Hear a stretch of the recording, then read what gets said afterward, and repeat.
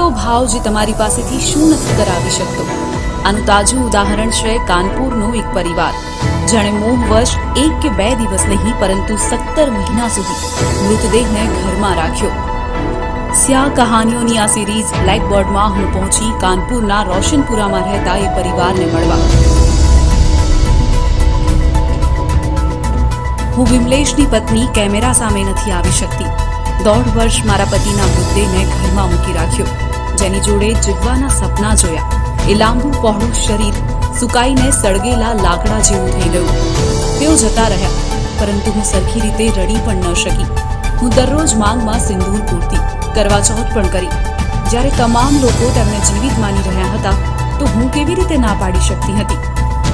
જ્યારે સામે પતિનો મૃતદેહ રાખવામાં આવે તો પત્ની કેવી રીતે પોતાને વિધવા કહી શકે? પરંતુ માતાને હજુ પણ એવું લાગે છે કે તેમના દીકરાને જીવિત બાળી નાખવામાં આવ્યો। તેમને કંઈક પૂછવા જતા તેઓ ધ્રુસકે ને ધ્રુસકે રડી પડ્યા।